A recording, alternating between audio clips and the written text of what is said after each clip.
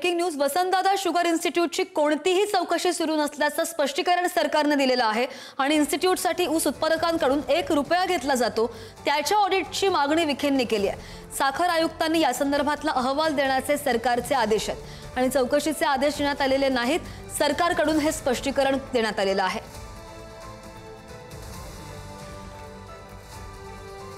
मुंबईचे कोळी बांधव यांना 2 बोटी दिल्या, म्हणजे त्या डीप सी मध्ये जाऊन फिशिंग करण्यासाठी त्यांना 2 बोटी देण्याचं काम केलं। 1.5 कोटीची 1 बोट। त्यामुळे ते तर देण्यासाठी आले होते, घेण्यासाठी नव्हते आले। आता एनाकोंडा म्हणाल तर हे एनाकोंडा स्वतः आहेत। गेले 25 वर्ष या मुंबई महापालिकेच्या तिजोरीवर असा मोठा विळखा घालून बसलेले आहेत आणि या एनाकोंडाचं वैशिष्ट्य वेगळं आहे। त्याचं पोट भरत नाही, म्हणजे मुंबईची तिजोरी गिळली, मुंबई गिळली, मुंबईतल्या रुग्णांची खिचडी गिळली, त्याचबरोबर मुंबईचे काही भूखंड गिळले, मिठीतला गाळ गिळला, रस्त्यातला डांबर गिळला, तरी सुद्धा त्यांचं पोट भरत नाही। त्यामुळे भस्म्या रोग माहिती आहे ना, भस्म्या रोग, तो भस्म्या रोग झालेला हा एनाकोंडा आहे। म्हणून मी सांगितलं याचं एक वेगळेपण आहे। हा भस्म्या रोग झालेला एनाकोंडा आहे आणि याचं पोट कधीच भरत नाही, भरणार नाही। पण मुंबईकरांना हे कळलेलं आहे की मुंबई लुटण्याचं काम, गिळण्याचं काम, तिजोरी साफ करण्याचं काम ज्या लोकांनी केलेलं आहे, अगदी कोविडमधली खिचडी चोरण्याचं काम, डेड बॉडी बॅगमध्ये पैसे खाण्याचं काम, डांबरामध्ये पैसे खाण्याचं काम, मिठीच्या गाळामध्ये पैसे खाण्याचं काम ज्यांनी केलं त्यांना या निवडणुकीमध्ये मुंबईकर माफ करणार नाहीत, ही भीती त्यांना दिसू लागली आहे, पराभव त्यांना दिसू लागलेला आहे। म्हणून अशा प्रकारचा टीका ते करू लागलेले आहेत।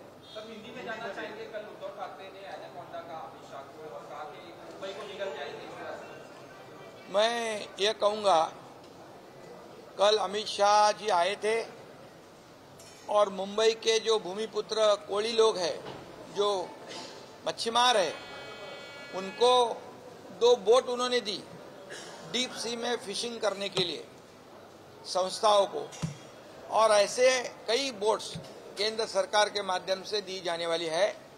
ये देने के लिए आए थे। प्रधानमंत्री जी भी कल आने वाले हैं, उन्होंने भी मुंबई को अनेक विकास प्रकल्प के लिए पैसे दिए हैं। और ये एनाकोंडा का बात करेंगे तो एनाकोंडा जो बोलने वाले खुद ही है, ये मुंबई की तिजोरी को लपेट के बैठे थे और इतनी मजबूती से बैठे थे कि एनाकोंडा का एक विशेषता यह है कि इनका ये एनाकोंडा को पेट ही नहीं भरता है। इन्होंने मुंबई की तिजोरी को निगल गए, मुंबई निगल गए, कई भूखंड निगल गए, पेशेंट की खिचड़ी निगल गए, डेड बॉडी बैग में पैसे खाए, डामर में पैसे खाए, यहाँ पर मिट्टी रिवर के जो कचरा है वो भी निगल गए। आखिर इनका पेट ही नहीं भरता है। ऐसा ही एनाकोंडा है। और इसलिए अभी मुंबई का चुनाव है, चुनाव के दरमियान ये हमेशा एक घिसी-पिटी कैसेट उनकी चलती है, ये उसी का पार्ट है। और मैं ये कहूँगा कि मुंबई वासी बहुत ही समझदार है।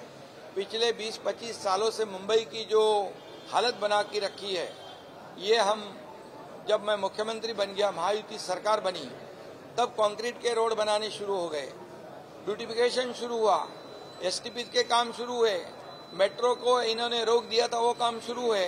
तो लोग जानते हैं कि विकास करने वाले कौन है और मुंबई को निगलने वाले कौन है। मुंबई को सोने का अंडा देने वाली मुर्गी समझने वाले लोग कौन है। इसलिए उनकी हार जो है वो उनको दिखाई पड़ रही है और इसलिए ऐसे प्रकार के आरोप वो लगा रहे हैं। मतचोरीचा मुद्दा पुढे करत 1 तारखेला मोर्चा काढतायत. काय काय मतचोरीचा मुद्दा अजूनही ते मोर्चा काढतायत 1 तारखेला.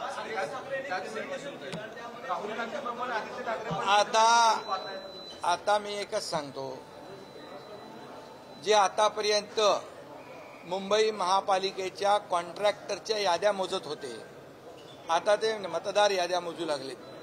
हा फरक आहे, लक्षात घ्या. आणि म्हणून त्यांचा पराभव त्यांना समोर दिसतोय आणि म्हणून अशा प्रकारचे आरोप ते करतायत. मी आपल्याला एवढंच सांगतो, निवडणूक आयोगावर लोकसभेला त्यांनी आरोप केले का? ईव्हीएमवर आरोप केले का? मतदार यादीवर आरोप केले का? का नाही केले? कारण लोकसभेमध्ये त्यांना मिळाली, त्यांचे जास्त खासदार निवडून आले.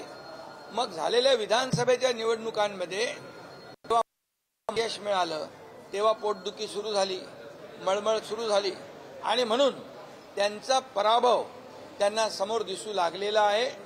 आता आम्ही महायुती निवडणुकीच्या कामाला लागलेलो आहोत, पण हे जे बोलतायत ते पराभवाची आपल्या तयारी करू लागलेत. आम्ही निवडणुकीची तयारी करतोय आणि हे पराभवाची तयारी करतायत आणि अशा वैफल्यग्रस्त झाल्यामुळे अशा प्रकारचे आरोप ते करतात.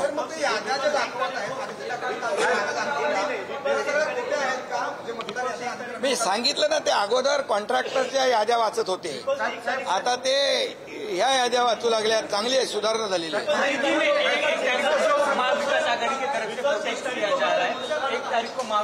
अरे भैया, इनको अभी पता चल गया है कि उनकी हार है, उनका पराजय है. इस लोकल बॉडी इलेक्शन मुंबई सहित सभी चुनाव में महायुति जीतने वाली है. काम के बलबूते पर ये घर बैठे थे, कामों को रोका था, स्थगिति दी हुई थी और उनको पता है उनकी सरकार स्थगिति सरकार थी. हमारी सरकार जो है प्रगति सरकार है और जो काम हमने 2.5-3 सालों में किया है वो तो जनता के सामने है और इसीलिए उनकी हार उनको पता चल चुकी है. इसलिए हम तो चुनाव की तैयारी कर रहे हैं और वो अपने हार की, अपने पराभव की तयारी कर रहे हैं.